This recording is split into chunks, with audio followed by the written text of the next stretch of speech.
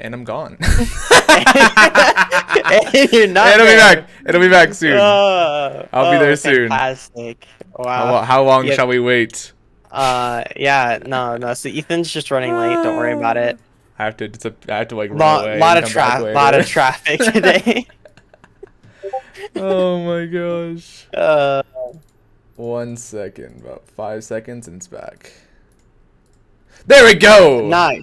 Simple as that. Glad you can make it from that Yeah, traffic. yeah, no problem. Yeah, it's Yeah. kind of crazy. It's kind of crazy. Sounds good. Sweet. All right. Well, welcome to the Left Shift podcast. Yeah. Well, actually, we're calling it a devcast because we're developers. My name is Dovin. This is my co-host Ethan, and today we actually have a lot of interesting topics. We have Overwatch 2 came out yesterday, so we have some spicy takes, I'd say. Lots to talk about with that game. Considering a lot of people seem to be positive about it, which so we'll get into that later. That's kind of a big topic. We also are talking about the finals. We got to play in the closed beta. And yeah, so we have some ideas on that. Seems like an interesting game so far, but there are caveats. Yeah, considering it's and we'll a be beta talking game. about those. There's definitely a lot of upcoming anime in October that we're gonna go over. If you haven't already heard like the news, there's already a couple episodes that have dropped so far. And then lastly, spoiler alert, if you haven't already watched Cyberpunk Edgerunners, there will be spoilers and discussion on that. Yeah. But I assume we'll introduce the topic. Yeah, so we'll let you know. Skip around. The video after, I don't know how long it'll take, but we'll probably put chapters on the stream after it goes up later. Definitely. And you can just kind of skip around. Sounds good. Yeah, we'll definitely let you know. Yeah, Praydogs Universal Unreal VR Injector is something I haven't done too much research. I was supposed to do more research into it, but I didn't. Yeah. So we'll figure that out. But that seems interesting. And then we have also 4090 news. Yeah. With some good stuff. DLSS 3. And then there's a couple other topics, but we'll get into those. Those are some of the nitty gritty, the nitty gritty stuff. So. Yep. Sounds good. Well, let's roll that intro, and we'll catch you back. Yeah, we'll catch you back.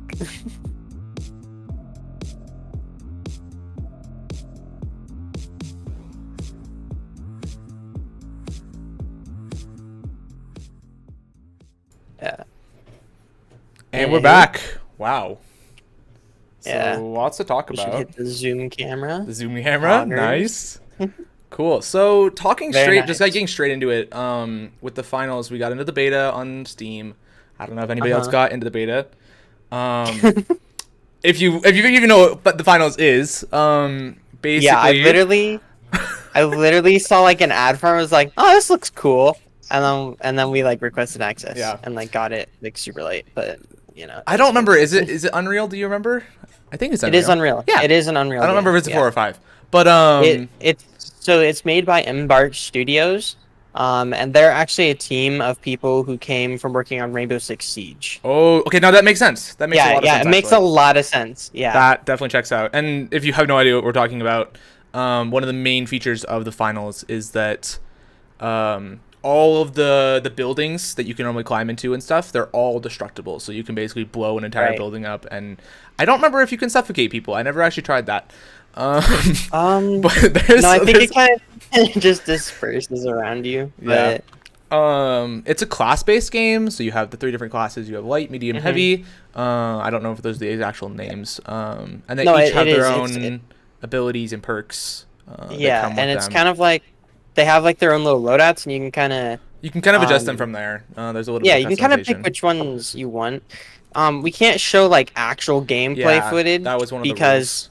It's under NDA pretty much. Like we didn't sign anything, but they don't want you showing gameplay, which doesn't make a whole lot of sense to me. I feel like you'd want, you'd want people playing and showing it, but specifically, I think because it's beta, right? I think or is it alpha?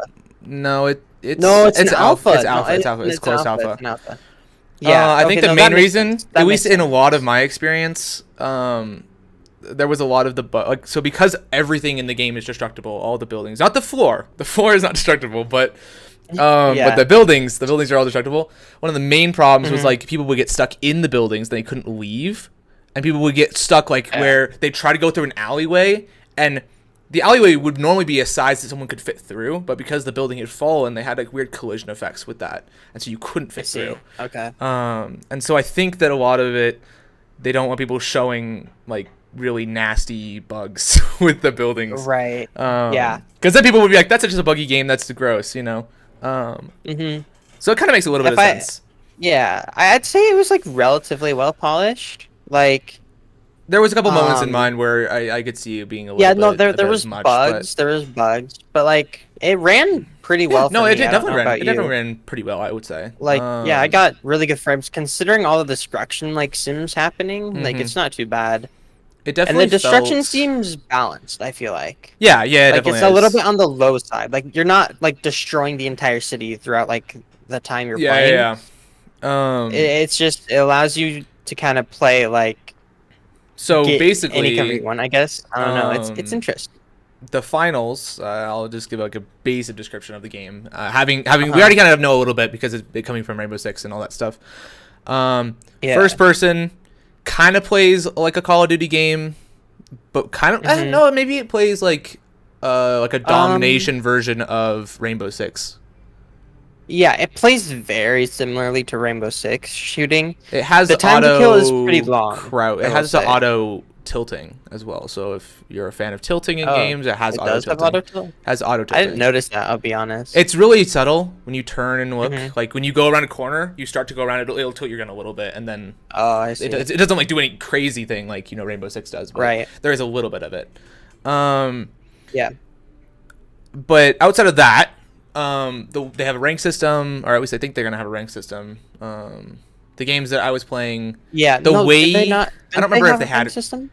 I think they did. They had ranked, but not. They had tournament. like cash out and then tournament. Yeah, but tournament was locked, as far as I was aware. Yeah. I don't know if we got high basically for it. The way you win is kind of like a combination of King of the Hill and Capture the Flag, because you have to kind of enjoyed the game mode. I think it was definitely balanced. Like so basically you have to run around the map and or kill people and or get boxes, these cash boxes. Yeah. Well, the main way, so basically it's a tournament style bracket. There's 4 teams of 3 that kind of start off in the game, and so then there's 3 rounds. Each time one team gets eliminated, and so you have the last team standing. And obviously, like you said, there's like these vaults with like cash boxes that you can like put into a point and then try to capture the point, and then it'll give you the money, and then or you can get kills, and kills will give you $100. But you're not you get like 20K, to 30K, like if you're like the best team per round. So boxes are definitely the main way of making money. Yeah, so like it's definitely more focused around the point. And what I figured out, like the little vault boxes that drop throughout the map that you have to bring to the points, you can pick them up and you can throw them. Yeah. So like you can like just chuck them around the map, and it means like there is still some team play to like this weird game in a sense. Because like if you had like a team that was working like with you, I could see you like passing it to each other. So like I don't know if you like. I don't know how to describe this. Basically, there's like a 1 stadium, and they only have 1 map right now, which for alpha, I guess, makes sense. It is a pretty good, well-planned map, though. Yeah, because like they're like the maps have like these modifiers, I guess I'll call them, and it's like has like different like map like settings. So there's like one that changes time of day and weather, and then another one that changes like these different things. I don't know what all of the other ones were. All I know, there was like ones called like skyhooks or something, and basically all the points will spawn on these platforms that are like floating in the sky, or like connected to the stadium in some way. Yeah, but what I found out is because everything's destructible, you can just destroy those and like bring the boxes, like the point that you're supposed to capture, down to you, which is really cool. I didn't know that the first time I was playing, so I was like, that's broken. I can't get up there. Yeah, it's really hard to get up there, but once you do, it's pretty interesting to defend. But like with like the boxes, my teammate was up there. I just chucked the box up there, and it like landed up there. He's like, "Oh, thank you. It's fine now." It's all. I should also say you can steal the other points. So just getting a box into the objective, you still have to wait out that thing. What I found is I just camped out. Like I started camping points, and then just waiting for people to put in the boxes into the points, and I just kill them and steal the point. It's like free wins. I do have a couple notes. Let me pull those up actually. First, on the finals. And again, my background is not in Rainbow Six. It's not really in a lot of those tactical shooters. So I can't speak a lot to kind of that gameplay, but I know definitely like some of the hitboxes were a bit strange and buggy. And obviously because it's a closed alpha, they want to hear the thoughts. And I think that they're opening up comments soon, like people being able to leave reviews on Steam and stuff. I don't remember exactly where they want people's feedback. I could check the website, but I don't know if when they're. But there's no timers on. So again, it's kind of like if you took Rainbow. I think Rainbow Six has abilities. I haven't played Rainbow Six in a while. Yeah, Rainbow Six has but like. They're not time based though, right? Or are they? Depends. The abilities are more like grenades and like gadgets and stuff. So that is definitely how the finals does it. But the finals has everything on these like kind of bar cooldowns, so you can't actually tell what the actual timer is. It's just like the UI little like square bar. Yeah, it just goes fill like up over time. And so I think so it's a little annoying. It could definitely use a number there to at least a setting. At least a setting to turn it on. Something like that.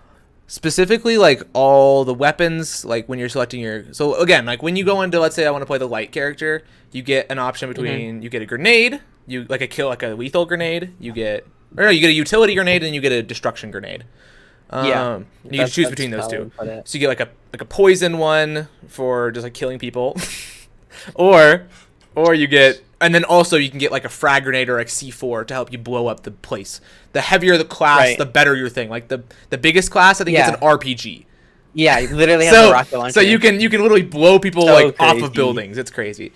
So when you go to select your character, you say, "Oh, I want to play the light class," and then you go choose an ability between. I think it's like a grapple, a cloak, and something else. I forgot what the last one was. For which class? Medium? For light.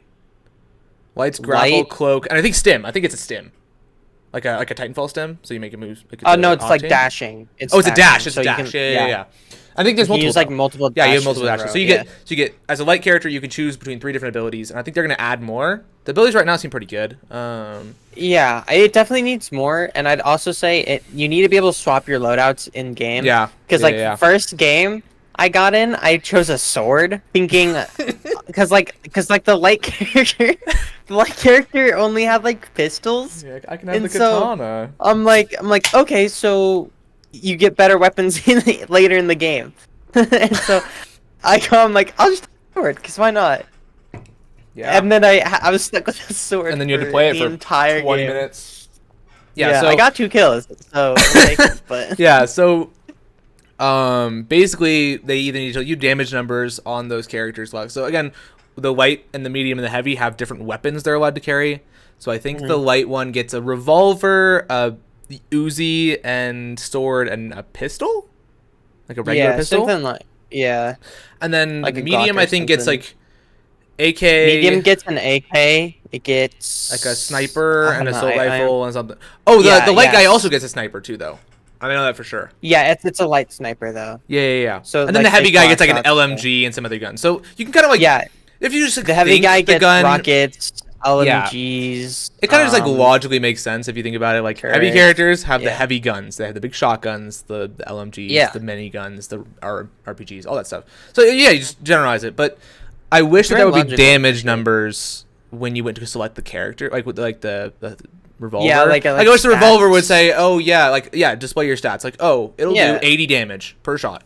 You know, and then okay, well, if the person has 200 HP, I can 3-shot him.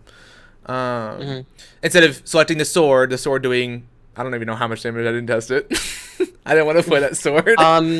Maybe 50. Took like 8. It took 8 hits. 8 hits. It took like 8. slashes. Like 5 to 8 slashes to kill somebody. Gosh. Okay, yeah. So if they had told me that the sword did, it was described as a powerful melee weapon, and I'm like, when the revolver does 50 damage, 50 to 80 damage per shot, and the sword does 20. Yeah, that's what I felt like. That's rough. Yeah, so definitely displaying the numbers would help people not choose and get screwed over with the kits that they have. Yeah. There is a battle pass, right? Yeah. Their battle pass is actually really interesting. Basically, the way they did it is there's 2 kind of like outfit bundles to build towards, and basically in the game you have something called sponsors, which you just earn after every round, depending on how well you did. If you leave the game or like just don't do well, you get 50. But then like I won a game and I got like 250. So I don't really know how like. So they definitely respect your time, I think, because if you play the 3 rounds or whatever to win, 250 is like decent. Like you can move up a tier or 2 in the battle pass. Yeah, for sure. And so you'll spend those sponsors on battle pass tiers, and so you don't actually have to pay any money for the battle pass, but then you're working towards cooler cosmetics. I will say the battle pass cosmetics are meh. Like, I mean, for a closed alpha, it's not too bad. Well, the shop in game had like a better one. Like, that's true, I guess. Yeah, it had like a really cool like techwear one, which I'm a fan of techwear, so I was like, ooh, that looks nice. Yeah. Yeah. So not too bad. Hurt boxes kind of cringe. Kind of like Overwatch. Like when you shoot your gun, the shot either hits or misses, but like I don't remember if the hitboxes were big or small in the game, if they are realistic or not. I know they just felt jank. I see. Yeah, probably needs some more fine tuning for sure. And again, the small to big character classes also didn't really help, I don't think. But I have a feeling they're the same. But I don't know. In my experience, and again, I didn't really set up my sense exactly. There's not really sense calculators right now for the beta game, for the alpha game. So it was a little bit hard. So maybe I'm just choking and trolling. But yeah. As far as where I could use a little bit of work, and then they don't have climbing. So in a game what do you mean by like climbing? So like for example, all the buildings. Able to climb up a wall like Revenant, or no, I just mean like climbing in general, or just like mantling, because there is mantling in the game. Mantling, but like being able to pop up over like a wall. I don't mean necessarily Revenant, but maybe kind of like Revenant, I guess, is what I'm looking for. Because like, so the only class, and again, you can run on rooftops for the first round. The first round, no one has any buildings destroyed. It's too hard to destroy the structures of a building to break it. So everyone's grabbing the boxes, grappling using the light class, or I think the medium has a double jump or something like that. They get to the rooftop and then they're just unkillable, because unless you have grapple or that ability on the second character, you will not die because they can't get up there. And that was my main gripe. I was like, okay, well, what if I just didn't know? What if I didn't know that I could choose grapple on my light character and I have a sword and cloak and I'm never gonna hit them because there's nothing I can do. And at one point in time, there was actually a cash box on top of a building, and it was just they just won the round because you can't do anything. So either the climbing or something around those lines where lets more people do more things. And not have to be locked into I have to choose grapple to counter those high grounds. Something to let you get up. Like there you can get on to all the roofs, but you have to like go up the stairs in the building and like go all the way up. That's true. I didn't into the attic. By that time they're already gone though. Like if they're rooftop jumping, it's not very quick. Like I don't know. Like, you can get zip lines on the medium class and set up. It's like a zip line gun. You can set up zip lines, which can help you get on roofs. But heavy doesn't really have anything for that. Screwed. So, like, some form of high climbing and stuff would be nicer. There's no climbing at all. Like, there's mantling, but you can't even like do like a apex fake climb. You know? Yeah. Yeah. And like we're both movement fiends, if you could say. Like we like movement games, and so when the game doesn't have movement, it it feels less good. But so I'm trying to put myself in the headspace of like it's a tactical shooter. Yeah, tac shooter. Though the gameplay doesn't feel really tac shootery. Yeah, it does, that's what I'm saying. It feels a lot more like a high octane domination kind of King yeah, that's what it is supposed to be. Like it would definitely benefit from that more movement. I think the destruction feels balanced and realistic, but I think it could be turned up a notch. Personally. It could be turned up. Again, if they add the movement part of it, I think it could be really fun to have, like, if you let's say they add wall running, right? You could be running on a wall and someone could blow up the wall you're running on and then you'd fall and then, you take fall damage or something like that. Lastly, wall running would have to be like a class ability though. Yeah, I think, that's true. Like, yeah. I mean, they have to give everyone some movement. As a core mechanic. But yeah. Lastly, for like finishing up on the finals, is my ultimate gripe as a movement crazy head. The way you can't so sliding is in the game, but the only way you can slide is if you hold shift and then press control.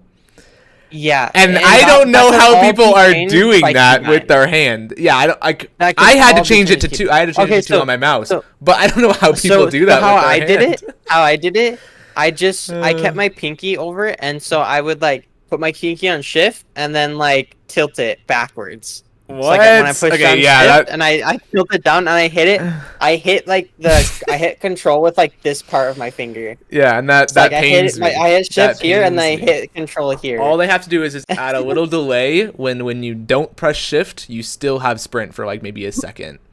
Similar to like what Apex does. Yeah. I think Apex is actually like half a second or something like that. Like if you don't slide, you can't slide hop if you don't hold shift. Or add auto sprint. Yeah. Add auto sprint to the game, like one or the other. Simple. Yeah. But yeah, that was my like the last gripe specifically for the finals. If they open up next beta, I don't know if it's still open this week. I think it's over. Would definitely recommend. Is it over? I think it's over, but I haven't checked. I would definitely recommend checking it out again to anybody out there. If they can fix some of the problems, I think it could be a great game. And I think it could have a lot of potential as far as the competitive scene of some of those FPS games.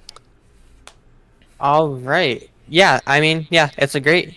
Well, I don't know. I wouldn't say great game. It's frustrating. I think it has a lot of potential. It has a lot of potential to be super unique compared to everything else out right now. The closed alpha is still running right now. Okay. So, cool. Get in that. Yeah. So go try it out. Yeah. Cool. So we spent, what was it, 20 minutes? Because we had 10 minutes of... Yeah, about 20 minutes, yeah. 20 minutes. That's not too bad. Alright, you want to check off some of the, like, smaller topics? Like the Praydogs Universal and, like, 490? Yeah. Sure. Alright. Let's start with 490 news. 4090. Yeah. I think it's been leaked for a couple weeks now, so we're a bit late on the topic, but still good talk nonetheless. Yeah. Let me just pull up some like articles or something. It's easy. Yeah. So obviously the 3080, people are trying to bleed money. What I've heard mostly about not just 4090 but the 4080 is basically they didn't make that. They're kind of greedy with money because they could have named that weaker of the two 4080s like a 4070, but they didn't want to make it cost $500 and wanted to make it cost $800 or something like that instead. And I was like, okay. basically, what? So they have a 4060, right? They do? Do they?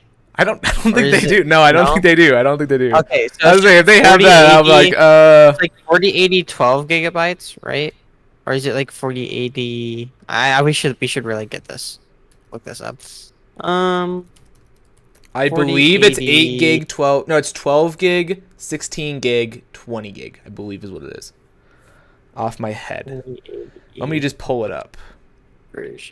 Yeah. Oh, maybe they do have a 4070 now.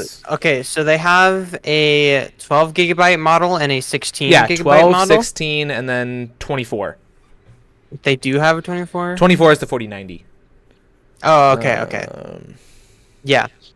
So, I don't know why they wouldn't just call the 4080 a 4070. Obviously, it looks like they might be making a priced, 4070 at some point in time. Okay, it's just not leaked yet. But it might. Well, they're just saying rumored specifications.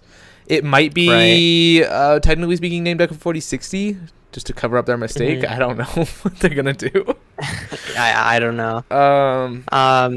But that's not the main cool thing, because we're developers, not really tech YouTubers, so I don't really care about the tech behind it. What I care about is DLSS3, which is kind of crazy.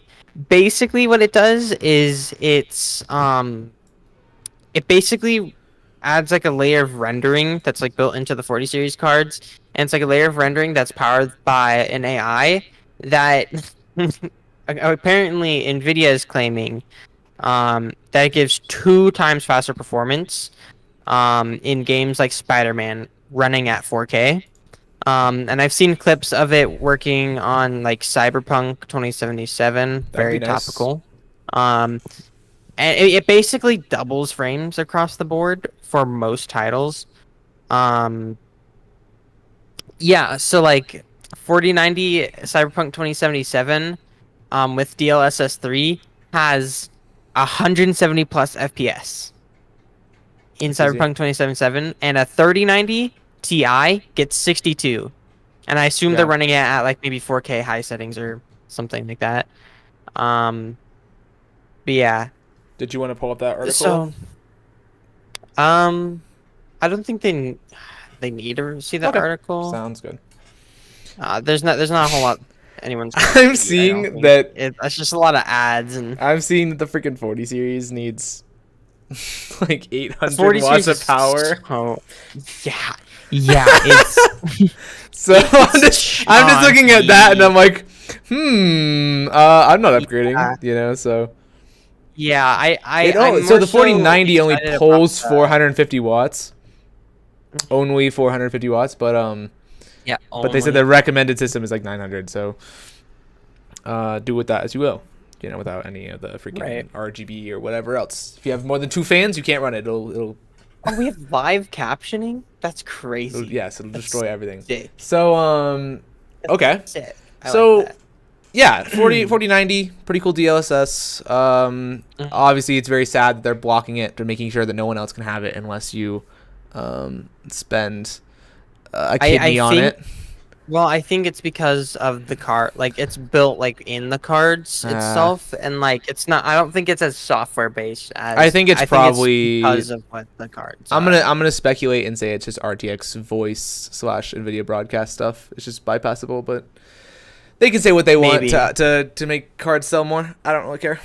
Yeah, I mean, you know, I'm excited about like the how like it'll it definitely affect, could be like, nice. Game development and stuff, because that'll be pretty cool. I mean, yeah. we're already getting up to a point. It's just some news. We're already getting up to a point where people can start implementing that Unreal 5, freaking PS5 grabbing. You know how normally, like with games, information is stored on the RAM, and so because of that, like you're limited by the amount of RAM you have and how fast it is. And then with like PS5, a couple years back, they released that they were doing it with SSDs because it's Gen 4. So I think we're starting to get to a point where now we can start putting an entire game file on freaking 4090s and, you know, all these other cards. Once the technology starts getting better, because obviously this is I think it's DDR6, right? Because DDR5 is already readily available as far as RAM goes. So I think these cards are DDR6. Maybe DDR5 is still not like super readily available. They're DDR6. It's not super readily available, but it's already being put into RAM sticks, and therefore it needs to be phased out of GPUs. But we're already getting 24 gigs of DDR6 in the 4090, which if you have a 16 gigabyte RAM stick, you know, in your PC, you have more RAM in your GPU than you have. You could run more Google Chrome tabs on your GPU than you could without a GPU. I guess I don't know. But yeah, so all great news. We'll see how their sales go. I'm personally probably skipping one series, so I'll probably go for 50. Yeah, if I'm to upgrade from my 2080, I'd just go to like a 3080 or something. Because those are pretty dropping, cheap especially right now. Especially because like 4090 is like, what was it, like 1600 leaked pricing? I think something like that. Yeah. Let me find that real fast before we just confirm it. Yeah, 1600. Yeah. And then allegedly 900 for the cheaper model of the 4080 and that's still 1200 for this 900. I don't know if this is 900 just, is 4080. 900 does not price. seem that bad. It's not that bad, but it's the worst version of the card. Yeah. I still think like you're gonna like if you're like a true gamer, I don't know, like you're gonna suffer. The thing frames, is, the problem that everyone's saying is that if you buy the 4080 cheapest one, that's your best bang for their buck. Besides the fact that they're probably gonna release the 4070, or because 60, if you're gonna buy the $1,200 one, you might as well save up another $300 for the 4090 one. Yeah. So what's 1/5 more money than you're already spending? Not that big for the amount of gain you get as far as power goes. That is if you have a good enough PSU. True. If you can't run it anyways, it'll just black out your system. And that was one of my main gripes when I bought my 3070 Ti was that I thought it was gonna freaking blow out my system because I'm like right here, like probably 50 watts over what my estimated system pulls. So I already cannot upgrade until I get a new PSU, and I've got to wait for those prices to go down because those small ones are extremely expensive. Yeah. Cool, but talking about Praydogs, Universal Unreal VR Injector, long stuff. So Praydogs, Universal Unreal VR Injector, whatever long it's called. Basically, PUURVI Pervy or Poovy. So I don't think it really matters. It doesn't. I don't even think those words in the right order to begin with. That's true. So that's true. Anyways, basically, it's a mod for like all Unreal Engine games, which there's like over 600 plus Unreal Engine games that allows you to turn it into VR. Now when I did look into this, it's not motion controllers, it's just like a flat screen to VR mod. But it's like the best one out there, and it works on like literally any Unreal Engine game, which is super cool. And the only reason I'm really talking about it is because I think it would be sick to play our currently unnamed movement shooter that would be legendary. That would be crazy. Yeah. In VR, and it would be kind of sick. That'd be really it's just hard. like a mod that you can do. Yeah. I think they've already had injectors for other games. I don't remember exactly because like Subnautica had VR support, like the new Subnautica or whatever. Obviously, it's not new anymore, but right. I used a VR injector to play that one, and like games like Forza. Do you know Forza's definitely not built on Unreal. Forza's yeah, I don't know what Microsoft would use to build it. It's the one with the because it's not Unity. With the I'm forgetting the term. Cryoware. No, it's the one they use for freaking like all those old games. Like what's Quake Champions built on? It's like Spark or something like that. You know what I'm talking about? Source. No, not Source. I know Champions wasn't built on Source. Oh. Quake Champions was built on a different one. But let me find it. Oh, it's just built on Forza Tech Engine. Okay, well, whatever. Okay, so it's just their own engine. They used to have one for Forza Horizon 4. I believe they had a different engine. It was like Spark something. You'd memorize the logo if you knew it. But yeah. So they had injectors for like Forza games because Forza games obviously are like the best looking car games. Right. But they never had VR support, and so this guy added like a VR injector for that one, and I know that one was pretty buggy and gross. So I don't know. I see like if this does work, then it means you can inject VR into pretty much all the racing games, which is more or less what I care about. Because those I feel like would have the most functionality. Yeah, some has VR already in it. Yeah. Like I mean, Project Cars 2 does. Project Cars is gross. I hate that game. It got taken off of Steam, I'm pretty sure. I own Project Cars 3 and it's awful. Right now. So yeah. VR support pretty good. The looks of the game is garbage. You know, the game is easier to run than Minecraft on VR, okay? So yeah, but I'm specifically looking more into that cuz like especially since it doesn't have the motion controllers or anything like that, like motion controllers. You set up your racing wheel. So nice. You set up your racing wheel, you put your headset on, and the headset's the only thing that changes as far as gaming goes, and everything else is the same. You got your clutch, you got all that stuff. So I feel like that's where it basically is going to shine the most until people add controller support to that mod, but as of right now, it seems like a pretty interesting concept, especially if it works with universally any Unreal game. You know, I can play which is really cool. I can play Lyra in freaking VR. Does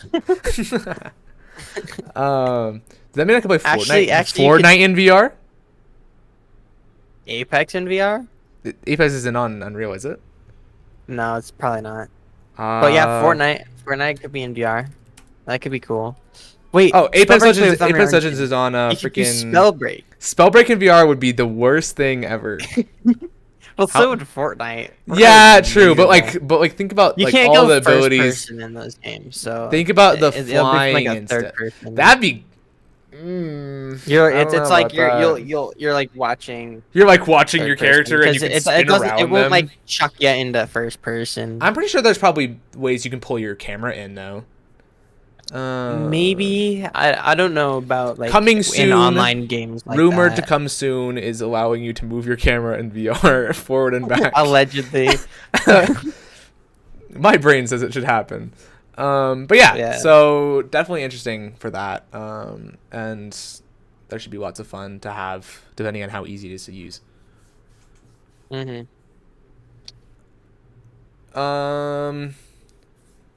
Okay, we could move on to some spoiler stuff, I guess, if anybody's ready for some spoils.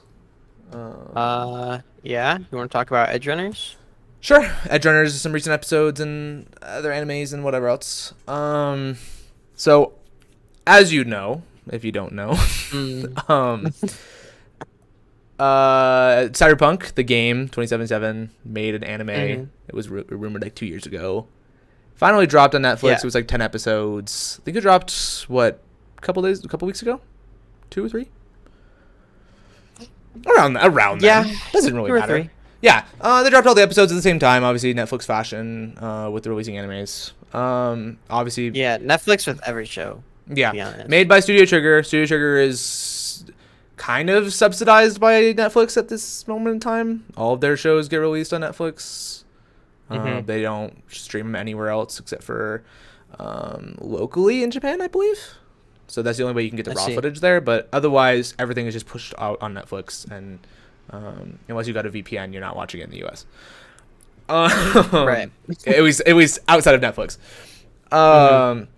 And this is like one of the very first shows that Studio Trigger's made specifically with another company, I think. They've done like ad reels and stuff. Like they did all the Shantae. They did Marble Knights, I believe. As far as like ads, they made like anime ads for different shows and stuff, different games. Notably, like the most important one was like Shantae or Shanti or whatever her name is. The girl with the red. She has like the pink hair, the purple hair. I don't think I saw it. She's like female Aladdin. It's a very popular indie platformer game. As far as I believe, it's a platformer. Okay, well, I don't play platformers. That's fine. I don't even know. But they've made a ton of them for that company that makes those indie games. Same as like Shovel Knight and stuff. I think actually Shovel Knight, they did make actually something for Shovel Knight, I do believe. Okay. But yeah, they're very open to taking on game related shows or making a show based on a game or making an ad based on a game. For these companies, they're very big on commission work, basically. They're independent. They made freaking before they would change to Studio Trigger, they were Gainax or whatever, and they made Evangelion and all those shows that you love to see. And they never had any like manga or anything. It was kind of like what's the name? What was the name of that show that was like they had like the yellow raincoat and it was like the girl with the other girls. And it was like a psychedelic horror / psychology show. Do you know what I'm talking about? No. Maybe. I'm not too sure. All I know is that anime was very, very popular anime. Yeah. I'm trying to figure out what the name is. It's like right on my screen, but they're not telling me the name.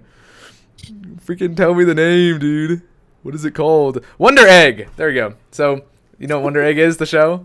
No, so that was a very, very popular show. It's like a psychedelic horror about a girl like confronting like depression and all that stuff. Right? Haven't watched it. It's fun. but it was very well made. So I was just told. It wasn't made by Studio Trigger, it's kind of just by this point. But specifically, it was one of those big shows that wasn't made from a manga adaptation.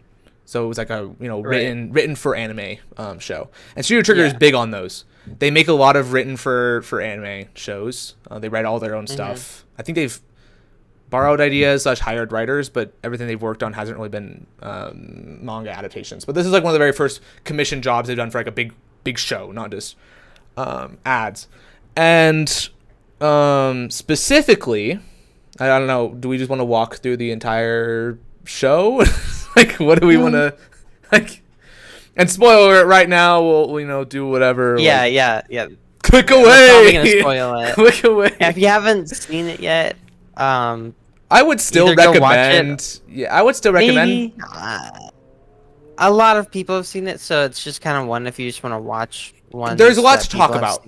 So if you like those kind of shows where you want to relate with somebody else, there's definitely a lot of talking points. It's not super popular in my experience with the amount of people I've talked to. Not a lot of people even knew it came out. So it's probably it's big on social media, but not my entire like TikTok. Media. My entire TikTok feed is just only Cyberpunk Edgerunners. The thing is though, like if you're not like crazy. If you're not a big social media head, then you probably have not seen it, basically, or at least even knew that it came out because no one watches Netflix animes. In my experience, I've met I've asked about 5 anime heads, and they've all said no. So I've yet to find one person who's watched it. So that's in my experience. But I would still recommend, just because it's Studio Trigger. It's pretty good looking. It's on par. It's on par with BNA. I mean, they've made kind of the same time frame. 2 years, 3 years, or whatever. But yeah, they definitely have been leading up. Oh yeah, they did actually work on freaking the Star Wars show. What's the one called? I know which one you're talking about. But the animated one. Yeah. They worked on 2 of the episodes. I watched them both. Not their greatest work. On par with Edgerunners or worse, I would say. Okay. But again, that's also because they had other writers, and so all this is kind of leading to the point of like, Trigger has had a lot of really good written shows. They don't really make, you have a manga, and it's not like one person sitting down writing this manga and rethinking about the ending multiple times until they finally publish it. And when they publish it, it's a good manga. And then an anime studio says, "Hey, we want to make that because that was popular. We want to make it into an anime now." With Studio Trigger's work, they write it all, and then they say, "We're gonna make this into an anime." And there's no like manga release. There's no like seeing if the ending is good, seeing if the story writing is good. None of that is checked at all. They just make the anime, and if the anime is good, it's good. If the anime sucks, it sucks. And so going into this one, I'm assuming, and I'm just gonna go spoil it right now, the ending is awful. And it doesn't it does not paint Studio Trigger as a very good anime studio as that ending as far as it goes. They make good animation. Good at writing. Yeah, not good at writing. Like their animation. The thing is that's the problem though, is that Studio Trigger is known for its animation and its storyboard writing. So you've just kind of cut 50% of the show. You just cut 50% of the studio. Yeah, I don't think like the story was that bad. I think some parts of it were trying to like way too hard to be way too deep into stuff, and like you're like supposed to read into all this background like stuff that's going on, but I don't care, so I didn't. And then but it really goes downhill. Like Yeah. all like basically everyone's character kind of just by the end becomes a different character. Like They become very flat. They're not following like what's like the diagram called, like when you like are creating like a character's personality. There's like a specific diagram I feel like that you're supposed to like follow. I don't know what it's called. I have a feeling I know what you're talking about, but yeah. Yeah, basically, by the end of the anime, they just kind of crumpled up those diagrams, and chucked them out. Like, yeah, I felt like all the characters felt different at the end, or close to the end, and started getting like more and more bland, and more just like basic, not and isekai, but like just basic MC or basic sidekick character. Yeah, and it's I feel like it's because we like missed an episode or two. Like Main dies, right? Like halfway through the season. Yeah. He dies, and then from there it's then it's like over. A time skip, and then stuff happens. All the characters are different. All the characters change because like it feels like we're missing like the 2 episodes in the middle. So I can like there should be like an episode period, like because like they were developing like the characters this whole time, and then they swap to it, and then like the characters are just like done. So it's like, what? I'll just do like a quick rundown of kind of the regular plot, or at least what they were going for at the beginning. So basically, like in Cyberpunk, the way that the game works is, if you haven't played it, you go on these missions, you follow the quest of like choosing one of the 3 paths. The end goal is obviously to become, the best gangster or the best rat in the corpo, or whatever you want. That's just the terms they use. And obviously I believe the story just takes you on the same path no matter which of the 3 you choose. The 3 like all diverge into the same thing. And so specifically for the show, like, and then one of the things you can do for like side quests and things is you can hunt down these people called cyberpsychos, and it's basically people who put in too many like mechanical arms or too many of these different like cybernetic mods. And that's why like in Cyberpunk, that's how they use it to limit you to the amount of like customization you can have. So you can like unlock these mods, but you can only equip a certain amount of them to make sure your character's not super broken in the game. But at the same time, it's also kind of like a lore balancing thing, where they're like, well, if you have too many, then you go insane.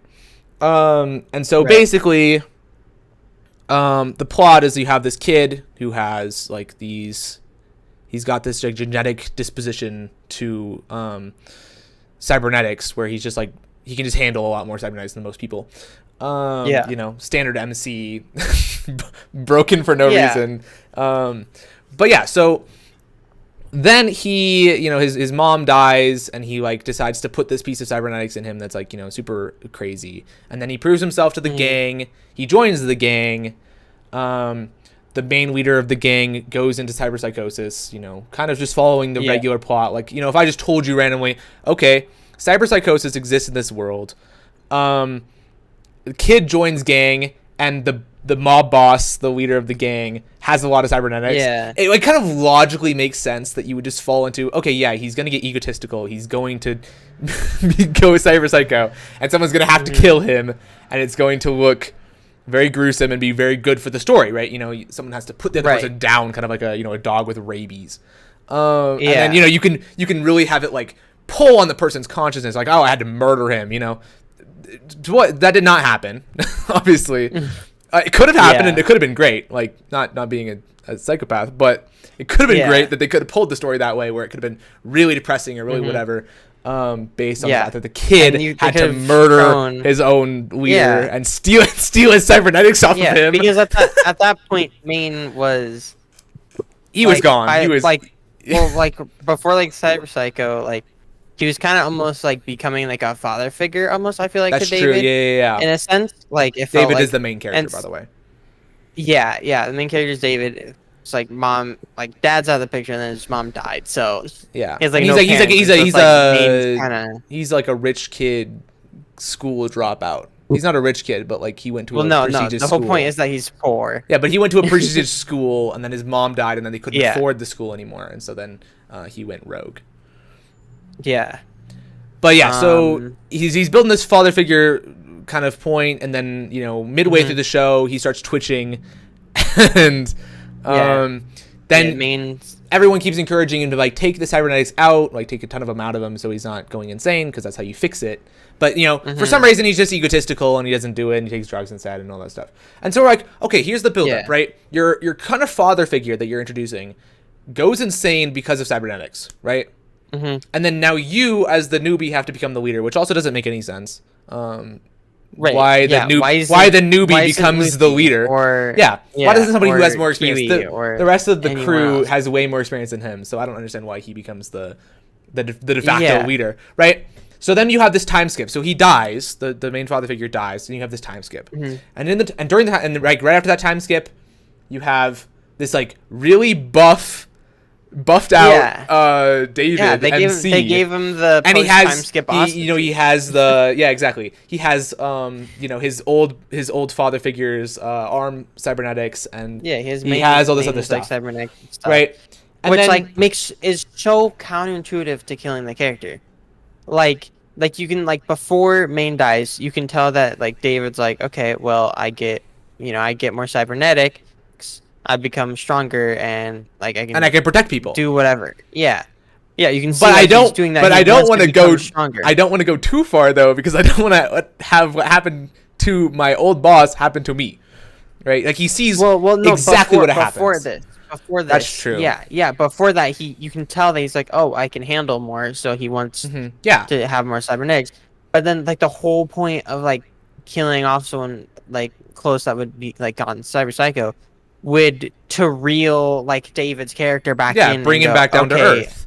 Cybernetics are not like a great idea. I can handle this much, but I should stop here. You know, like if I have to start taking drugs. So again, in the show, if you have too many cybernetics, you take drugs to negate your immune system so that you can keep going. And so if you start overdosing on the drugs, like you probably should not keep adding more cybernetics. And so it just doesn't make any sense when he starts adding more and more cybernetics to the show, like to himself. It's like you're already one of the top gang members in all of Night City, the city that he lives in. So it's like you don't really need to keep adding stuff, And then he starts twitching. He starts going Cyber Psycho, and so he gets harder drugs to take, which doesn't make any sense because it kind of defeats his entire purpose of his character. And then like it seems like what they did with the character was like oh wow, all these people died, and then so now I have to get vengeance? Like what were they trying to have his character do? Like it kind of had no direction. Trying to like reel him back in. It seems like they were they set him on a different course, but they forgot to tell the audience his goal. What he's trying to do. Okay. And then by the end, he's like, I don't have a goal. And no, he had a goal, but it was like really bad because he had already fulfilled it. So basically, he meets this girl, and the girl that introduces him to the gang. By betraying him, leads him to the gang, but he still becomes part of the gang, and it is a whole story. Her goal is to go to the moon, right? And it costs like 250,000 credits. It's not called credits. They call it something else. Bells, biddies, eddies. No, eddies. Eddies. Yeah. That's what it is. I'm like sitting like, what am I thinking about? Yeah. So it costs 250,000 eddies to go to the moon, one-way trip, and it's probably like twice as much to go back. And so his entire plot, he like loves this girl, right? The point is that they want to go to is that he wants to pay her to go to the moon. He wants to go to the moon with her together, right? Or he wants to just send her to the moon. Which is only 500,000, which is not like it's hard to do. So then it doesn't seem that hard to So he does all these things, right? Then you get like this cut scene where he's in like a penthouse. He's in all this stuff. I'm like, why are you in a penthouse when you could have used that money in the penthouse to go to the moon and have a house in the moon? Like that's the point. Why would you buy a penthouse? And so he gets through all this, right? And like that's his main plot up until Main dies, right? Is just I want to become strong so I can protect my girlfriend and I can go to the moon, right? That's why he's saving his money. Yeah. And so finally, he gets buffed out. He makes all this money, and he makes all this money because he's like the leader of the gang and all this stuff, right? And then he has the money to go to the moon, and he's like, no, I'm just gonna keep doing gigs and all this stuff, and like. So what they do is this government agency develops this piece of cybernetic where that's like the all-in-one. It's like super overpowered. It makes anybody who puts it on go instantly insane.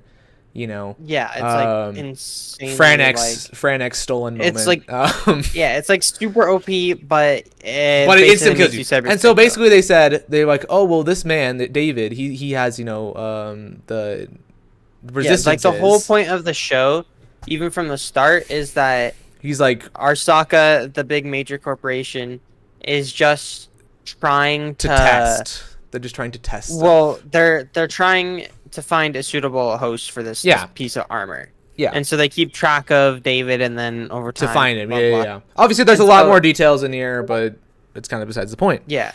It feels like that is kind of the main storyline. Is of Arasaka trying to get David into the armor, but the show never really goes out and states and shows that is the main that's the main. And also story. They had a lot of episodes where they just weren't there. Like if that is your main plot, you should just have episodes where parts of the episode where you can show off a little bit, like 4 or 5 minutes of them developing the product or developing it, or first episode more talking I think it was 2 episodes in. They're like, oh, the kid could pilot that thing. And then that's you don't hear it until episode 9 or episode 8. You don't know what that thing is, and you never hear it again. Because I get the idea. The show is building David's character to push him to a breaking point to be able to want to put on the armor, and that's what happens in the show. Yeah, but they're not developing that the goal. The show itself is not developing that the whole point is that he's supposed to end up in the armor, or not end up in the armor. Yeah, they don't reveal it at all ever, or really show that that's what the main story is supposed to be.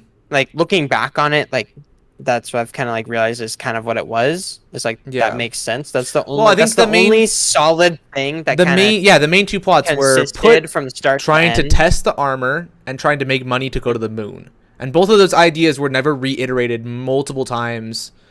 The moon one was, but the moon one was maybe said 4 times in all 10 episodes. Yeah, but it also wasn't it wasn't the show's main point to get them. I mean, it could have been. It could have been good. He could have ran away. They could have made that the main plot where he could have ran away from the armor, take his money, go to the moon, and they could have lived happily ever after on the moon. You know, I know we wouldn't happen that. So basically, what ends up happening? He puts on the armor. He fights this super buff guy. The guy with cybernetics and stuff, kills everyone. And then he dies, and he says, "Here's my remaining money. You, girlfriend, go to the moon without me." And it's where'd you get the money from? What? If you had the money this whole time, please. Yeah. And so then, and I think it was he wanted to do the heist to get enough money to go to the moon. Yeah. So right. So then, how did he have the money if he didn't complete the heist? So that's what I mean. It just. I don't know. My original idea was with this show was that specifically once Main died, CD Projekt Red, the developers of Cyberpunk, came and took a look at the show and just kind of added their input here and there, and obviously their input was not great. Which is all, and they kind of just said may or may not have. It's all it's all legend. But I've read a ton of articles, and a lot of the articles have talked about the kind of creative freedom that Studio Trigger has had with this show, and how it's been a lot of limiting stuff. For example, they wanted to remove Becca or whatever her name is. Rebecca, the girl that's a lolly. They wanted to remove her because they don't like lollies. And Studio Trigger said, no, we're keeping the lolly, but you can change the entire plot of the show. Or whatever. So I've heard about, and there's other specific stuff, but I've heard about a lot of the restricted freedom that Studio Trigger had with the show, and I'm assuming that they came in and kind of told them what they wanted the ending to look like, and kind of Studio Trigger had to patch it up with that time skip. Or it was hyper accelerated. They were in the middle of writing, and they just said, hey, we got to rewrite this because we got to cut 2 episodes out, and you got to change the ending to this. And so they kind of had to just go really fast. It kind of reminded me of the ending of Domestic Girlfriend, the manga, where but so basically the plot of that show is that the guy dates 2 girls that are both his siblings because Okay. He has sex with the one girl randomly just because he's a college student, and then he realized, or because he's a high school student, and then he likes his teacher in the school, right? But then his I think it's his dad. His dad remarries, and the mother is the mother of the two people that he had sex with and likes. And that's the entire part of the show, right? But at the very end, and he goes back and forth. And I'm getting to the end point here. He goes back and forth 1,000 times, right? Like every single other page, he's like cheating on one, liking the other, just back and forth. It's awful. And like, if you go to the Reddit, if you go to like r/freaking domestic girlfriend, you'll find all these people who are like, oh yeah, I like this girl and I like this girl, and they'll fight to the death. They'll like stab each other, like fighting over who. And so the ending, because this person has no idea how to end this manga. They didn't know it would be so big, right? Mm-hmm. Freaking writes it where the girl, the teacher, goes in a coma, right? Because she gets hit by a car. Okay. Nice. And so then he says, well, because I can't have the girl because she's in a coma, instead, I'm going to have a kid with the other sister. Right? So he has a kid with the other sister. And then he feels bad. And so he says, never mind. I don't want to have a kid with you anymore. I'm going to marry your sister who's in a coma. I'm just going to put a ring on her and marry her. And she's like, freaking, I kid you not. There's a picture of him and freaking the girl in a bed. And like they're doing a wedding. Her in the bed, him standing up. Okay, they get worse. It gets worse, and then that's the end of that page. That's the end of that page, and then I have to wait another week, and then next week, the full ending is like they have the kid, right? And then like 5-6 years later, she wakes up from the coma, and he's like, "Welcome back, from your coma. I had a kid with your sister, but they're yours because we're married." And then that was the end. So it was like, what am I reading? So that's why I felt like it was the same thing with Edgerunners. It was just like that ending was just so horribly planned because they didn't know how to end it, or someone told them to end it, and they're like, well, I guess we just have to stitch it up in the middle. We just have to figure out what to do. So that's all speculation, but I can't think of a world in which the shows that Studio Trigger has produced would produce such a bad ending, or such a bad mid-season, I guess. Shows Suffice to say, like long-winded. If like this, I feel like this show has enough hype that they want to make a season 2. No, it's not happening. But they killed the entire season 1 cast, so the only way they'll make a season 2 is if it's another storyline, like either like maybe Johnny and V like have a storyline, because that could be cool. No, definitely what they would do. No, what they would do is freaking... Or just another storyline running in parallel to the Edgerunners. Freaking one. David cloned himself and has a vile... No, instead, freaking... Literally, Lucy is pregnant and she went to the moon. It reveals that Adam Smasher actually is David all. Well, think about like... There's no way that Lucy isn't pregnant. Like... So that's the only way they have a season 2. By the way, I don't know. If you're prone to suggestive themes, I wouldn't recommend Edgerunners. It's definitely very much. Probably said that before. It's definitely very much Cyberpunk kind of. If you imagined like, not as bad as Redo of Healer, obviously, but there's not much shows that can get as bad as that. But. There is a lot of sexual, what would you call it? Just existence. I mean, it makes sense. It's if you've ever played Cyberpunk, it's the same energy. Cyberpunk is like, main story, you go to a strip club, you go to wherever, you go to whatever you want to do, right? So it just makes sense that the Edgerunners kind of follow that same trend and keep with the theme of Night City. So yeah, I would definitely be wary if you're suggested or not. If you are susceptible to, or if you want to see that kind of content, then sure, the show's all yours. Yeah. But yeah. Anyways, talking about other animes, a little long-winded. Yeah. But I mean, it definitely got it all out. Talking about other animes, you gotta make sure we save room for Overwatch 2 because we might tell, but we don't. We don't want to. We still have devlog. Yeah. So obviously, there's only 2 shows that have officially dropped the first episode. Yeah, so far. My Spy Hero X Family. Academia and Mob Psycho season 3. Yeah. Haven't seen Mob Psycho yet, so maybe we save that for next week. I mean, it came out this morning. Yeah. Spoiler alert, it's just Mob Psycho. It's like, nothing. I can't say much to it. Crazy. That's literally about it. Like, it's just Mob Psycho. So, right. like, you kind of know what to expect. Psycho. Yeah. Cool. So if you like Mob Psycho, you like this new season. But otherwise, But My Hero Academia. Season 6 of My Hero Academia. I think that the episode went quick. It did go quick. I'm kind of upset that I kind of completely blanked because it's been so long since season 5. Right. That season 6 is just a continuation of season 5's plot. It's just the same. That makes sense, though. It makes sense, but I had a feeling that they ended. I had a feeling they ended freaking season 5, and ended that arc. No. I didn't understand that. No, the arc continued. Yeah, I know, but like I wanted it to end that season, and so it would keep going. They ended the villain's perspective arc. Yeah. Like the end arc of season 5 was the villain's perspective, and then they ended that, and now it's back to the heroes. And spoilers, I like the villains we more. Seen My Hero season 6.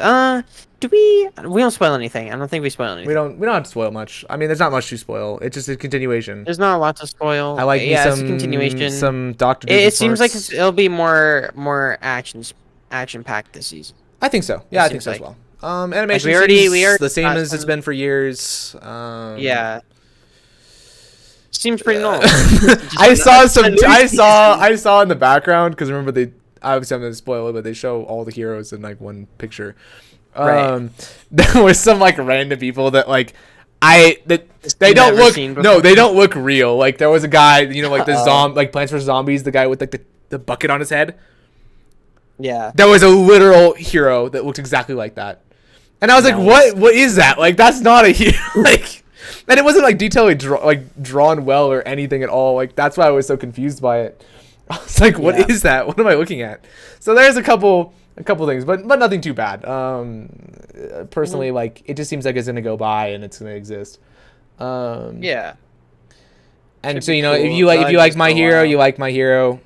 That's about it. A few other anime coming out this month that I'm excited. That we'll have stuff to talk about next week. Next week, yeah. Make sure you watch those. You don't want spoils. Chainsaw Man's coming out. Mappa looks hype. Seems like very Tokyo Ghoul and like Jujutsu Kaisen kind of inspired. I would say, it's definitely inspired, but definitely more violent, I think. Oh yeah, for sure. But it's like very gory show. It's about a psychopathic guy who just wants to get a taste of living, and so he murders people. I don't even know what this I don't think that's the entire plot, but the actual person, Chainsaw Man, he's a guy who just he wants to kill people to feel anything. That is maybe I don't know. I haven't that is his thing. Seen enough on it. Yeah, but if you watch the trailer, you kind of get that idea. So there's Blue Lock coming out soon. That one is like soccer anime. Seems cool.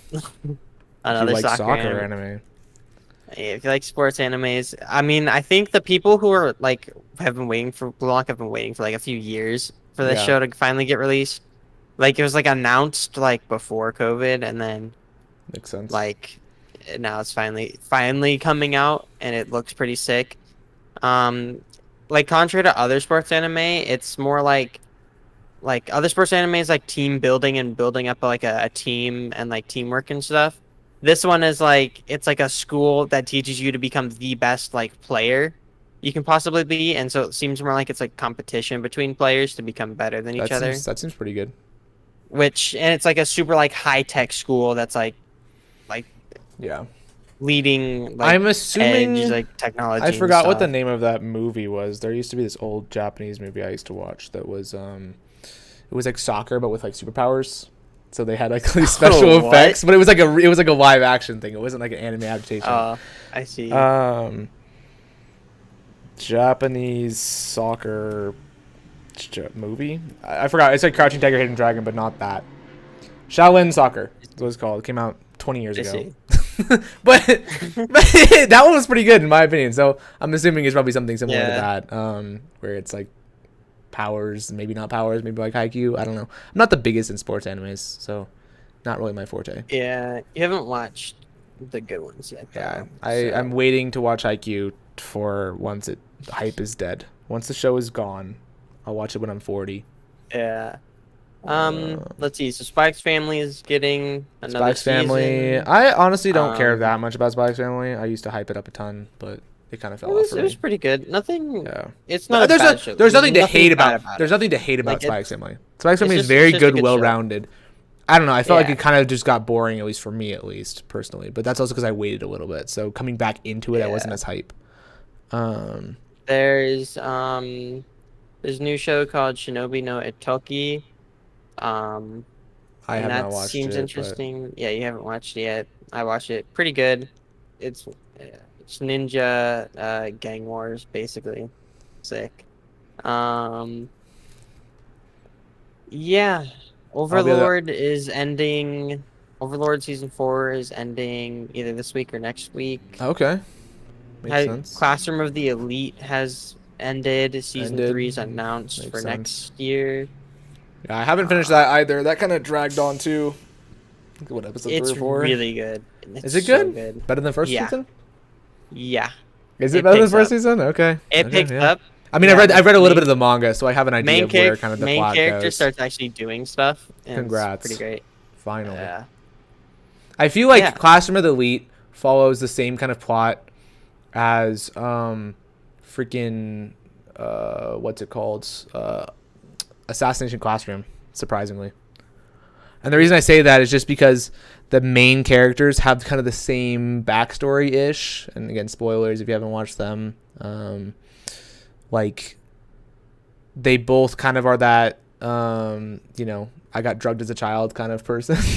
Like, they're both in my drugged as a child, drugging children freaking list, I see. With shows like Punchline and forgetting what other ones. There's a couple other shows that are all in my list of drugging children. Frenex, that one too. Oh, I should add freaking Edgerunners because technically they do that too. So right, we can add all of those shows to that list, and that list just keeps growing because Japan loves to drug children. Apparently, that's kind of their thing. Yeah. But yeah, so that covers most of the animes that are coming out that are pretty hype. Yeah.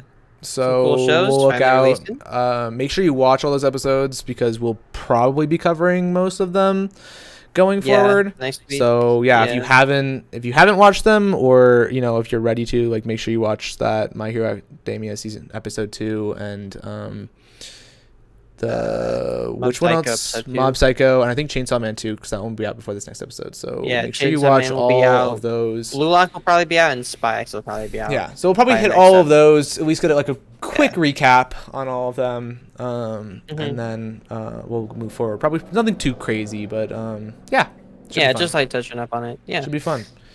All right. Do we go into Overwatch 2? Yeah, we can go straight into that joke. That comedy. All right. ritual. Well, I don't want to drag it on too long because we've talked a lot. Yeah, I'm not gonna drag it on too long, but basically, here's what I'll say: Overwatch 2 is not a nude game. You just said not a nude game? Is that what you just said? Not a new game. Not a new game. Okay, I thought you said nude. I was like, what? It's just Overwatch 1 with like basically like take 3 years of them not touching the game. They were all just working on like basically a bigger update, and they called it Overwatch 2. It's like I used the analogy in like the group chat, but it's basically like Overwatch 1 is a red wall, right? And then they painted over it with blue to change the look of the game, but ultimately, if you like scratched out the blue paint, you would see the red paint underneath. It's very much so the same game. They didn't really add a whole lot. They added 3 new characters, added a few maps and a few game mode changes, and then changed some characters up, made some characters older. Yeah, it's just the same game. And personally, I don't know if we should give credentials, but Ethan has scrimmed like Yeah, high I was gonna plat, say. diamond scrims. I've scrimmed high gold and like low plat scrims, and so I did those. And then we also not only scrimmed them Overwatch 1, but scrimmed Overwatch 2 back in the beta. Um, and yeah, not a lot has changed since the beta either. Yeah, that's Like, true. There is some new it's just maps, and I like, have tried them all out. But yeah, yeah, I guess yeah, I could preface this by just kind of stating kind of where we fall. We already said a little bit that we fall kind of, in movement shooter kind of games. right, movement shooter. We play But even Apex, before movement shooters, you played Overwatch Yeah. for a long time. So I came from Minecraft. Skyblock and Skywars Yeah. and Minecraft. So I'm kind of familiar with, the I guess I'm not really familiar with what. I'm familiar with like certain techniques, I guess, with like bridging and stuff. So like you kind of understand a little bit of that. I went straight from Minecraft to Overwatch, and then from Overwatch to Apex, I believe. And then I kind of went back and forth on them a little bit before switching fully. And then now And kind then of you in kind that of dropped kind of Overwatch for hiatus. League. Yeah, so I started, and then I dropped Overwatch because Overwatch was trash. Picked up a League a little bit, as you do, and then I still play League, but casually, not competitively. But so my background in Overwatch is probably about 3 or 4 years, I would say, playing the game. Maybe not 4, maybe like 3. It's like on and off for 3, solid 2. And I have experience coaching teams, playing scrims, playing in diamonds, and just round out like I've done enough in the game, So, and then also playing in the beta. And I'll just preface this by saying I had a team that was playing against, or they were like a 3,300 team for scrimming, and in regular Overwatch. And in Overwatch 2, during the beta, we played against 3,700. And after that week of playing, and obviously a little bit of room because people having to drop a player, and also having to play a completely different game, you're going to have that little bit of fluctuation. So my team was able to pick up the game a little bit faster than other people, and that's how they were able to get that edge to make up that basically 500 SR difference. And our team obviously was not like everyone exactly was 3,200, 3,300. Like everyone was kind of in a different spot. We had 2 plats, 2 diamonds, freaking masters player and somebody else. So, and then someone unranked. So we had like a nice spread of even players. So we had like that kind of that carry potential that you would get in Overwatch 2 a little bit. But, specifically right after Overwatch 2 beta, we maybe scrimmed for 2 or 3 days after that, and then the entire team disbanded. And it didn't disband due to the fact that like they're like, oh, we just played Overwatch 2 and it was the greatest game ever, and I can't scrim anymore because scrimming in Overwatch 1 is so bad. I can't scrim until Overwatch 2 comes out, which that could be like a logical conclusion to come to. Like if you scrim such a great game and then all of a sudden that game is gone and you can't play it anymore, you're not going to scrim a crappy game and wait. So basically the reason, at least when I talked to them about it, and I was also ready to quit too, because I was like, this game, like, I don't know, man.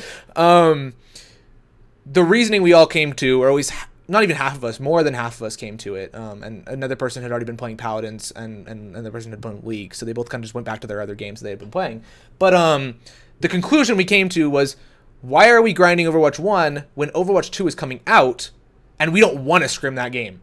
That was the conclusion that we came to. And so the team disbanded because they're like, well, we've already kind of gotten what we want out of the team. Everyone in that had gained. We had started scrimming at freaking 2.9, and we went up to scrimming 3.7 in Overwatch 2. I think there was 3.4 peak. So, and what I mean by scrimming that level, I mean, is going back and forth as far as that team goes. Because, I mean, if you get rolled, like, anybody can play a top 100 team and get rolled. That's not the point. The point is being able to take maps and win games. And so, yeah, we were able to go even around 3.4. So we gained 500 SR as far as a scrim team goes. And so we're like, well, we completed what we wanted. And that's normally what happens with scrim teams is people just go to a team after that, They feel like they're kind of staggering in one team, so they switch to another one, and they join that, 3.5 team to join to that 4K. So, the conclusion that we came to was we've already done everything we can in Overwatch 1. There's no reason to keep playing Overwatch 1 because the Overwatch 2 scrim is not great. And so they don't want to play it. And so that's kind of just what happened to the team. So just going into that with like how that's what Overwatch 2's kind of experience with for scrimming for me was, and again, the changes they made to Overwatch 2, they removed a tank, so you have less ult charge. I think ult charge was buffed a little bit as far as my testing goes. Ult charge was buffed from other characters and stuff, but there is one less tank. So that means you have one less feeder on your team, meaning you can hard carry more. Solo kills are much more valuable because there's one less person. So you go from having 5 players left if you get a solo kill to having 4. And if you kill a tank, game's pretty much over. That you just lose the team fight because you can't really play without a tank. And the tanks I feel like in this game are unkillable. With my testing, they are full on unkillable. Like, because you have 2 people hard pocketing you. And the experience, and again, in the ELO I was playing ranked and stuff, I think the ELO we were playing in was around mid-plat, maybe diamond sometimes, maybe gold sometimes. So this is just going pure off of that, at least in my solo testing that I did later. Was that the supports, because they only have 1 tank, you'd think are able to, heal your DPS a little bit more because, the DPS are kind of starved. And you think the DPS would veto a little bit more.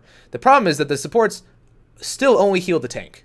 In my experience with this mid elo, the supports still only heal the tank, and so the tank becomes unkillable, but the DPS suffer even more than they did before in Overwatch 1. And the fact that the DPS are the only people who can kill the tank, and the fact that tanks can kill the DPS pretty easily, especially with Junker King doing half your damage with 1 shot. Unless you're playing Doom, obviously Doom being the worst tank in the game, like every other tank can instant burst you, and Diva having that new patch buff that makes her basically do twice as much damage with her rockets is incredible. And her Matrix lasting about a year. So tanks are not necessarily fun to play now. They're kind of like mid, like they just require less brain power to play. So it's kind of like everyone just turned into monkey. The whole point was that it did take brain power. Cause So it was like a game sense complex heavy. That was the reason why I switched. In the first season. That was the reason why I switched to playing League for a bit of time when I was playing Overwatch, was because in League you get a little more brain sense, a little more game sense, a little bit more brain power used. Because there's no aim you can rely on. Where I went from Skyblock and Skywars to Overwatch, I had that aim and I had no game sense. And then when I picked up the game sense in Overwatch, I dropped aim for League, if that makes sense, and then came back because obviously I'm better at Overwatch than I am at League. But so basically they removed team play, or at least team play is kind of non-existent anymore. The rank system has changed to a win 7 games, lose 20 games division system. And I haven't been able to fully test because obviously you have to win 7 games or lose 20 games to test this. On top of the waiting 7 hours to get into the actual game. And I'll preface this with, right now the game is so hot that you wait in these kind of false fake queues that don't really exist. Where it says you're waiting for 20,000 to 40,000 players or whatever. I had one time it was 60,000 players. And I have, me and Dovin together both have recordings of up to 4 hours of singly just insta-spinning and then resetting to 20,000 and then going all the way back down to 0 in queue. So we're saying, you're 20,000 people in queue. So 20,000 people in queue are ahead of you right now, and then that number goes down over time, right? As a queue would. And then once it hits that queue, it resets all the way back to 20,000 or 30,000 or whatever. You go all the way down, resets again, and you reset the game, and then it puts you back, and we have 4 hours worth of content for it. So I have more than just the 4 hours, but that's just what I have recorded on my computer right now. So, if you can play the game, if you can get in, and if you have fun with it, you have fun with it. But what it feels like is that they changed the game to make it competitive, more like casual, and to make the game more leisure play. To me, the entire competitiveness of Overwatch has just been killed. There's no and there's multiple changes that support this, considering the rank changes are now division based and it's based on just having wins and losses. I think it's you win 7, you go up a division, you lose 20, or you lose 20 games, you go down a division, meaning that everyone should be able to get diamond, no questions Which asked. could have been similar to kind of you need to win 7 games to rank up, through divisions, or I don't know how many in the first game, but They could make it 7-7 is what they would have done. It's really jank, I feel like, for like competitive players to like play that and try to like, I don't know, be competitive at the game. But one thing I really didn't like was the fact that Kiriko is not available to play. Oh yeah, we haven't touched on that. Yeah, oh Kiriko's not available. You can't play Kiriko unless you pay $10 to buy the character or level up level 55 in the battle pass. Which means, and that's not that like, oh, I don't want to pay for my characters to play, because I'll buy the characters in Apex. Like, granted, you get like in-game currency for it and stuff. Yeah, I mean, though it I would buy and unlock characters. It's on the same bar as far as Overwatch, as far as Apex goes. If you're gonna pay real money, it's about equal. Right. But the main thing is that getting the game, like the whole point of Overwatch is like, you get in the game and you can play every character you want. All characters, everything is just open for you to learn and play. But now they're limiting what you can learn and play. Like I can't like hop in and play Kiriko if I wanted to, but Kiriko's busted. So people who can play Kiriko are just now at an advantage. It does become a little bit of pay to win. Yeah, it's pay to win, and it's not competitive. Like, yeah, like I should be able to play the characters I want to. And especially for new players, like I get that the game's free to play, and so they want like they want people to unlock all the characters, because like that's kind of like just like kind of part of the free to play model. But Overwatch is not a free to play game, if you get what I mean. Like, it was like, you shouldn't change the competitiveness just because you're going free to play now. Yeah. Yeah, it's just. Yeah. It's like I don't really like the game in general. I didn't even like Overwatch 1 all that much. I enjoyed scrimming just because I liked being on a team and like playing, and like that was fun. But the game itself does not entice me. But it's still from a game development perspective, and like as like, you know, we're trying to like build our games, right? It's annoying to see like kind of to us what seems like such obvious mistakes. Truly. And like killing a game. Like, it's good for us that they're killing a game because we're making an esports game. So it's great for us, but it's also like kind of upsetting to see like this big company kill like an esport, because like nothing's really going to happen to their esports thing. If anything, it's less interesting to watch now because you have less players. And so it's less interesting to watch from like an esports watching perspective. There's not gonna like the whole point of free to play is that everyone can try it, which means you get like whole new talent that can potentially come from Overwatch. It's like there's new talent that could rise up, but let's be honest, not really, because all the people in the pro esports scene for Overwatch has been playing Overwatch 1 for years upon years. Because it's not an incredibly different game. Yeah, it's still just a lot of fundamentals you can fall back on being an Overwatch Yeah, so pro. the whole point of free to play is it's not there's really no point besides that just being kind of like the new model, you know. Yeah. There's definitely a lot of things that they could have done to make it better, and they've been doing a bit of trolling, I would say. Yeah. And I want to like make it clear, this isn't like a bashing on like the developers for the games, because like developers to an extent don't get control of that. It's like the people much higher up making all like the final decisions. And so maybe there's developers that are like, oh, we could just balance our tanks, like it's not that hard. I can move these numbers around real quick, and then I can just make it so that if you play Orisa, you can't play Sigma at the same team. And just lock the character away. I can just lock character. I could balance it, and then the boardroom, the higher ups are like, nah, nope. I mean, they had character ban rotation for a while, and then they removed it.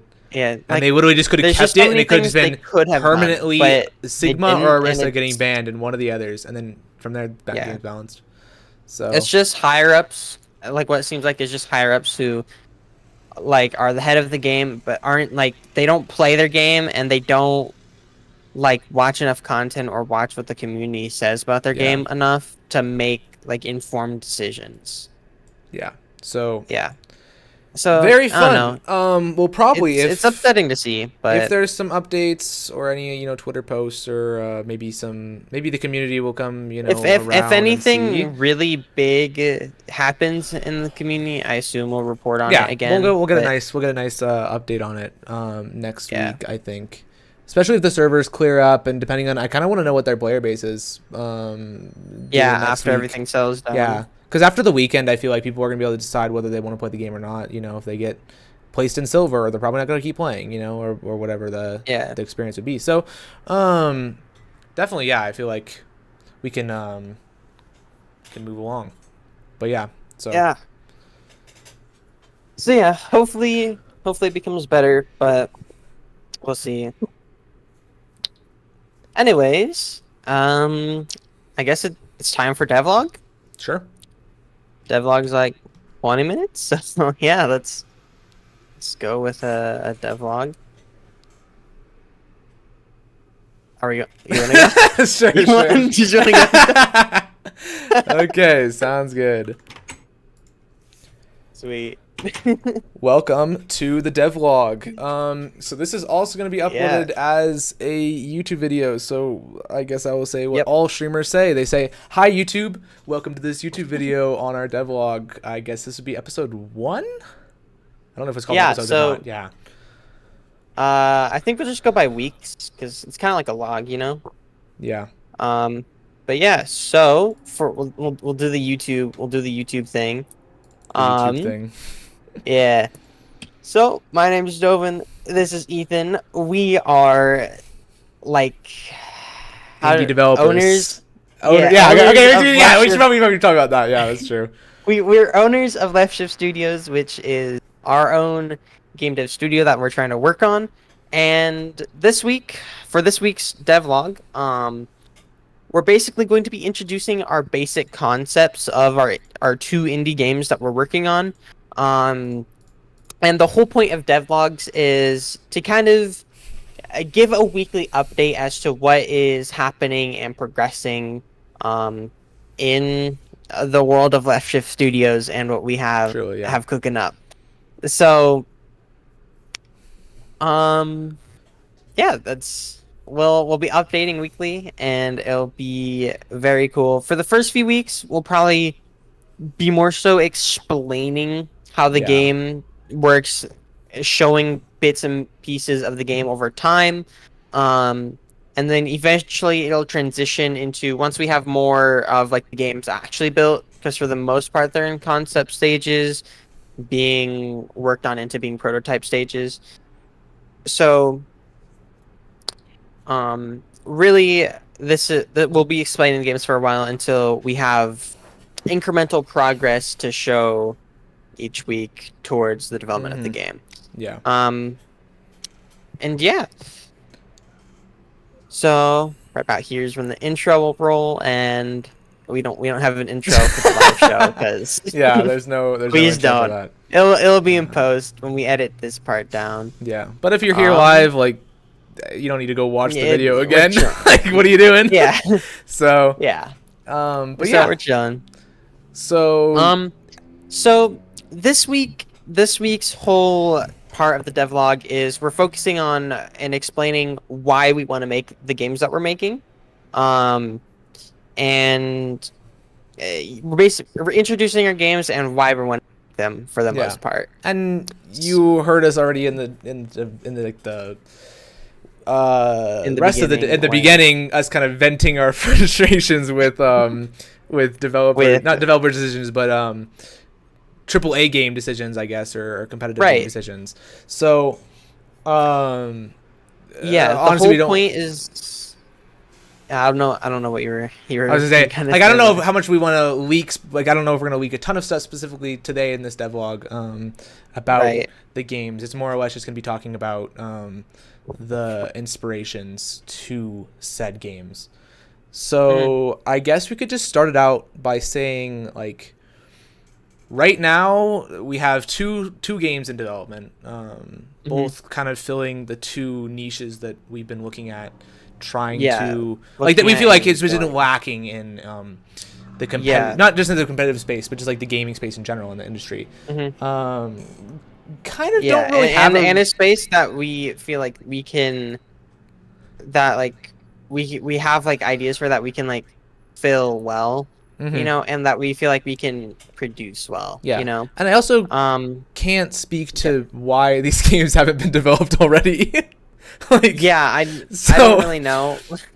At least for one of them, I feel like it's not necessarily easy to come up with, but I feel like it has a place and could easily already exist as much as any other game. So I guess we could just get right into that one specifically.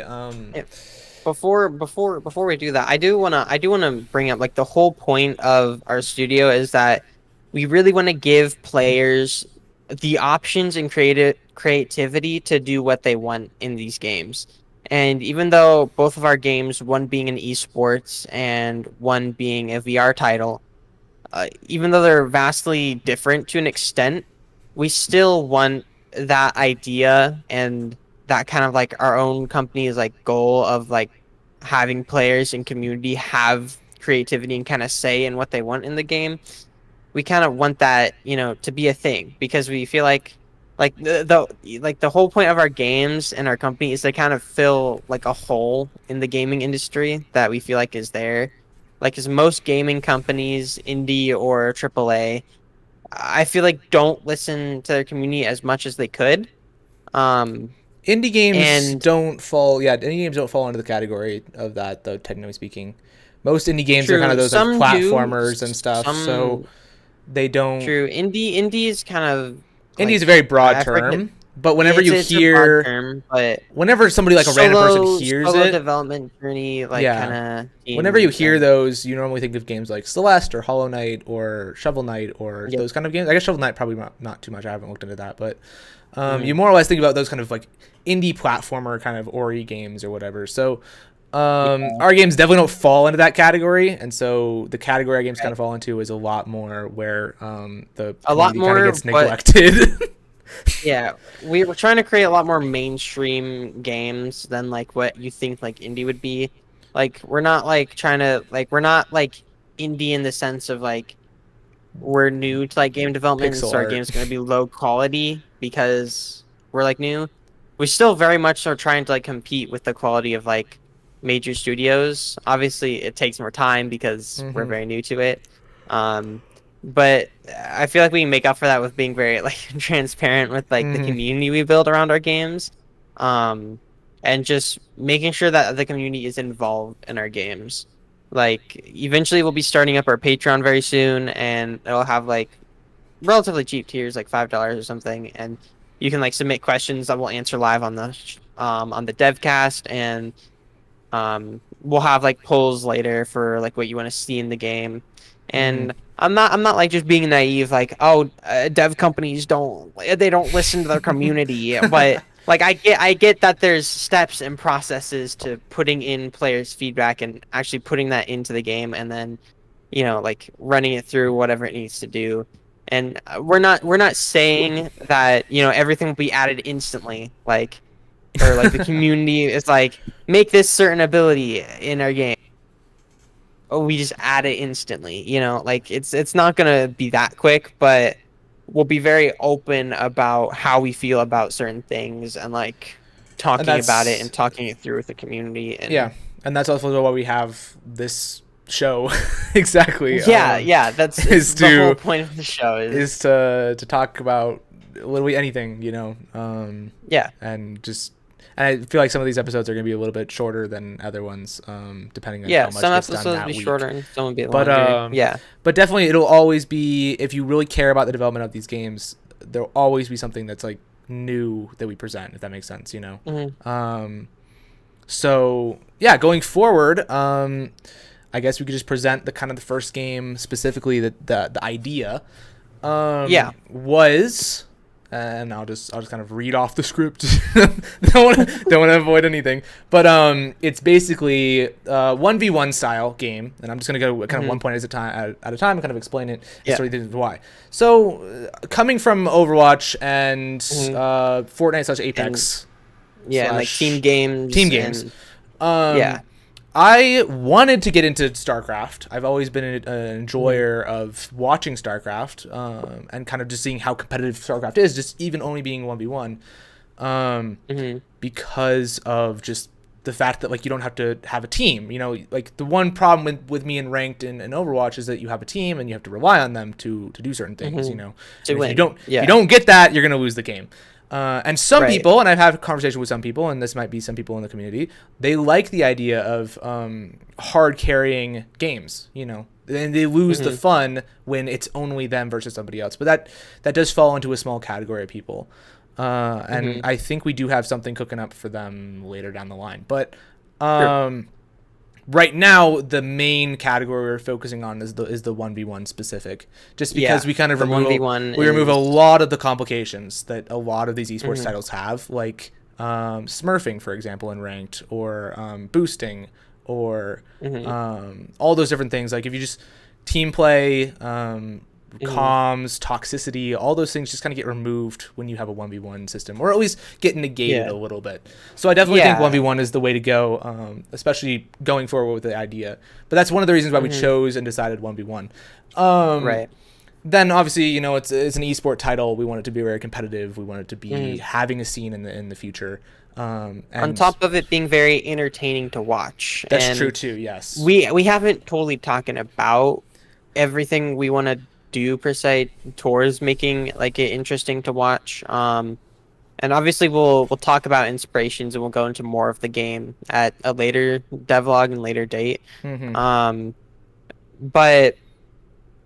you know, eventually maybe we have even our own platform to, like, way down the line, years down the line, have our own platform to like host all of these tournaments and things on, and have like really well built like camera controls and like live edited, something like you would see on TV, like the NFL or something. Like, or like what you see like League of Legends Worlds and stuff. So Worlds is basically where it's at. But yeah, so then going forward, obviously I'm kind of just like listing off certain words that keywords, but the genre. So we want to make it a movement based FPSZ, and basically the terms, I'll just describe the term FPSZ for people who don't know.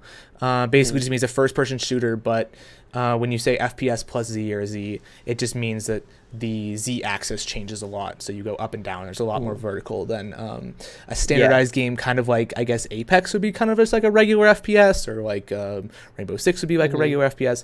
There's not a lot of vertical height that you get, and with that movement you kind of get a lot of the vertical height. You could argue Apex has some, but it has a little bit with like Pathy and Horizon, but it's still not like built into your core mechanics of the game.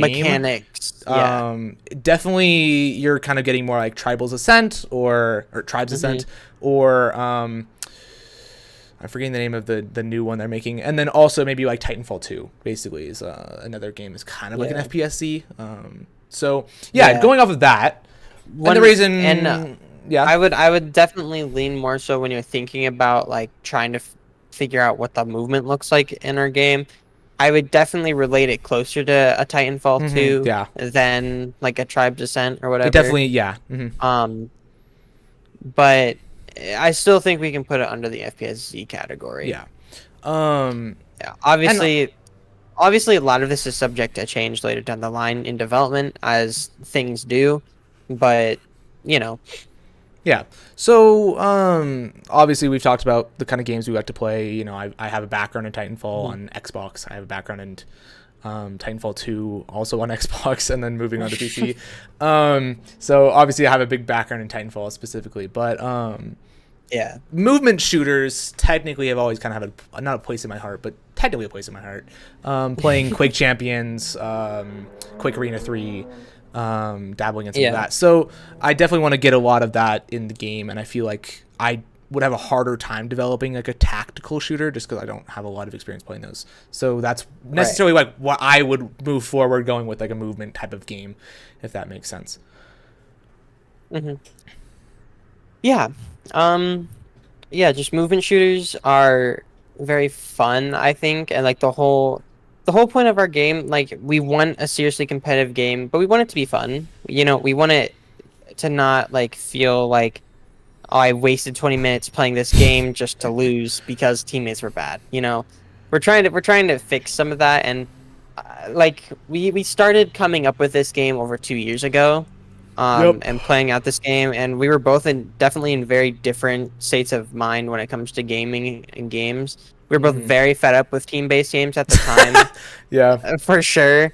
Now team-based is not as bad as it not used nearly to be as per bad. se. We got better at games and just general maturing, I guess, but it's still an idea that definitely holds true. And once we start revealing more of the mechanics of the game and more of the idea of the game over time, I feel like it'll come together. It's still very cohesive, especially because we spent 2 years concepting the Yeah, entire game. I will say it's not like we're trying to drag out these kind of concepts to like make 30 or 40 episodes of this show. Like, right. if I sat here and It's more talked about so- everything we have about this game, yeah. I'd be live streaming for 2 days, no sleep, or more. Yeah, and especially if I had an so active much. chat asking me questions, I would be streaming longer than the fastest speedrun of Animal Crossing population growing. Yeah, it would just be a it's not gonna end. subathon of It'd be a Mr. like- Beast video title. But yeah, so it's definitely not that. We're definitely trying to make it into bite-sized pieces. Try to slow feed you the game, and we're also you can not follow trying us to on this reveal journey. too much out the gate until we have a more solid foundation of a prototype being built for both these games. Not necessarily because I think it'll just get stolen, but because there's not enough information. So someone could start making a game with the same genre, but it won't be our game yet.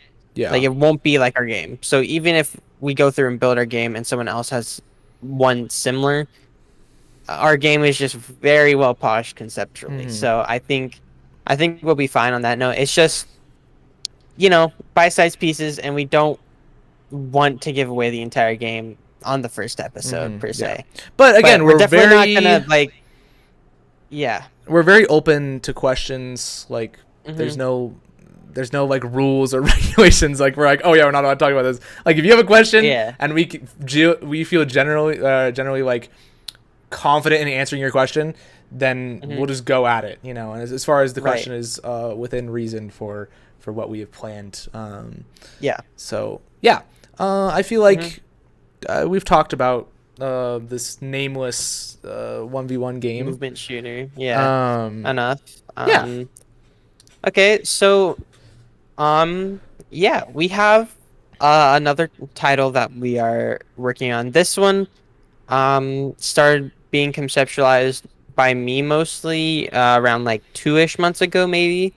I've been thinking about this genre for a while, and basically it's a VR MMORPG, which, if you don't really know what that means because it's a huge jumble of words, basically it's World of Warcraft but in VR, and it's a very small genre of VR games. There is, I think, 3 that technically exist that are under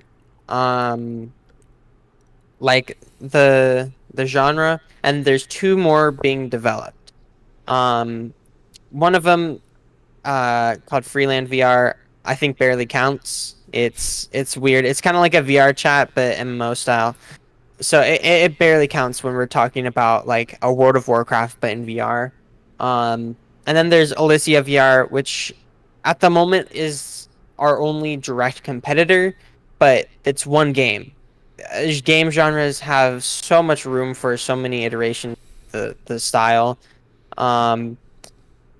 So that's the reason I want to get into it, because mainly I'm a huge like VR enthusiast, I'd say, at this point.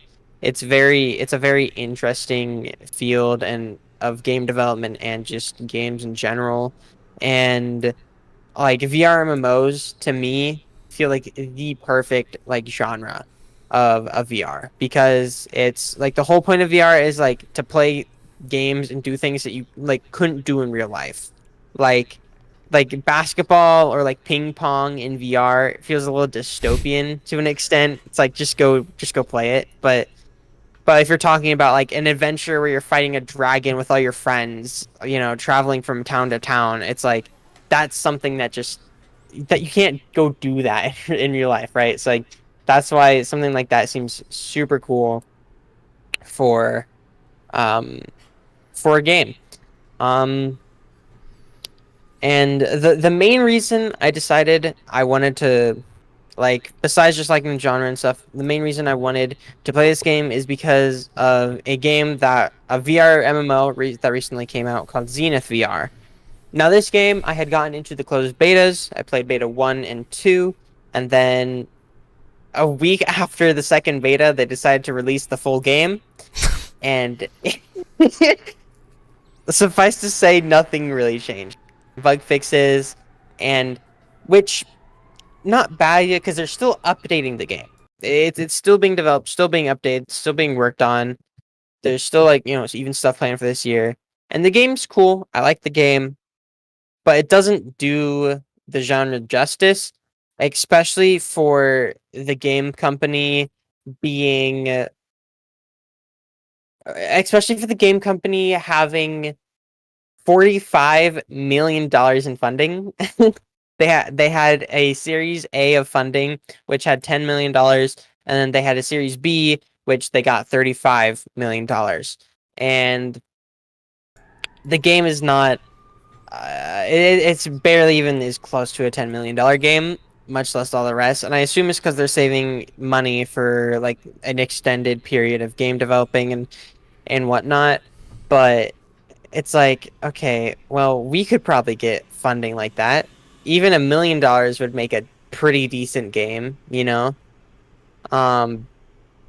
So it's just like we could do that, and I think we could do it better because there's two of us, and I think, yeah, I think we could work on a game that is better for that field.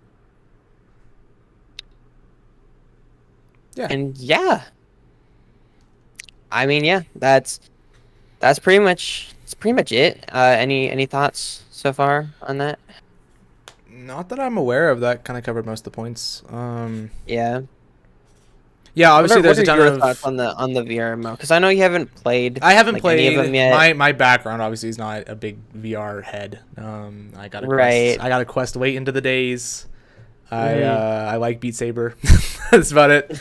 But I do think that I have seen and I have done really research on some of the MMOs or the VR ones specifically, and I know there's some innovation that can happen in that industry or in that genre of game. And so I feel like, the fact that they haven't been made is kind of strange, and so that's kind of like the capitalization we're going for is jumping on the games that haven't been created yet for some reason. Obviously VR MMOs being a niche, so it makes sense that they wouldn't be as big as far as like, but the community people rushing they're very dedicated fans to the genres. But I'm just saying, like, I don't know why the companies themselves haven't like jumped on this idea, but I think it's just because VR isn't super mainstream right now, which is why people like Blizzard or Activision or something else, or like Microsoft haven't jumped on this trend to like put a ton of money into making a VR MMO. So definitely I feel like there's a lot of innovation that can happen there, taking inspiration from maybe Skyrim, like The Witcher, or some of those kind of games. So and obviously having our own twist on them and all that stuff. But definitely one note to add is we both are not 45 like 70. We're very new into the space. We basically have a big old history of playing competitive video games and the video games we're trying to develop. And so we kind of have like a gamer / community member mindset on this kind of development journey. So we're very much open to that kind of community talk and all that stuff. And your camera is disgusting. Yeah. Oh my god. Going crazy. But yeah, so definitely we have a big we're definitely open to a lot of suggestions and all this stuff, because we want to treat the community members like how we would like to be treated when we were community members of other people's games. Like, for example, if I wanted to say something about Overwatch 2, no one's gonna hear me because like no one's gonna talk about my problems. So we definitely want to be very transparent and very very honest and very open with all this stuff, so that we don't end up becoming the kind of big old AAA studio and the big old CEOs that don't know about the game. We don't want to do that. Right. We very much want to be very involved with the community and build more or less a community game. And that's what we're striving for. And the main reason for coming up with this movement game was really just, if they had a game like this, I would play it. So that was like that was one of the one of the main core ideas was like, I wish a game existed like this so I could play the game. So that was one of the original driving factors back when we first developed it. Was I want to develop this game so that we can play it. The VRMO too. It's like, I want to play this game. Yeah. So getting down to the root, like, we don't want to build a game for money. We want to build a game so we can play it ourselves.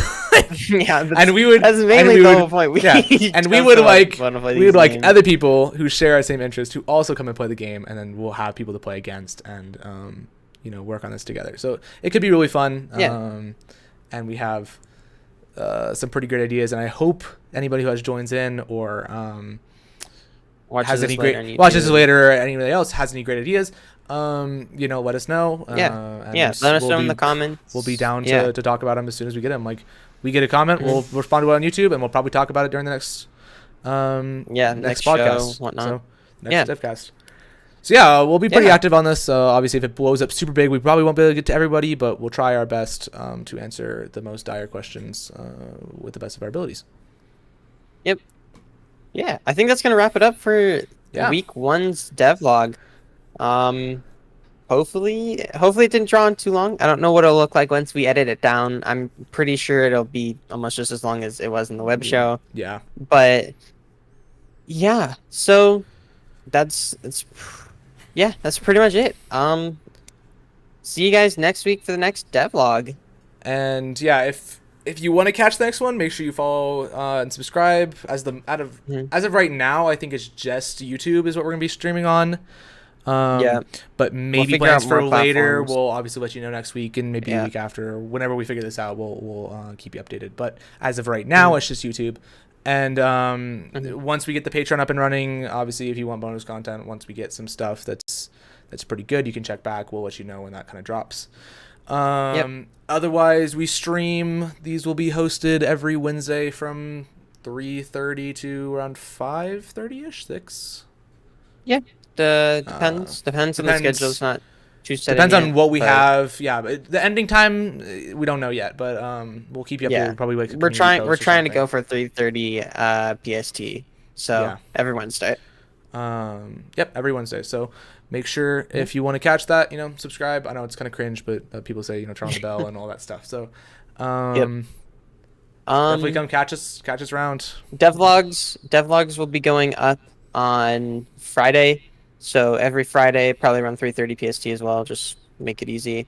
Devlogs will be going up on Friday. It'll be the exact same thing we just talked about right now. So, like, if you've already seen it live, it'll be the same video. Yep. But otherwise, you're able to pause and slow down and go back and hyper analyze what we talk about. Try to steal my Google password, like for whatever reason, But yeah. So sounds good. All right. I believe that's about it. All right. See you guys next week. next week on Wednesday.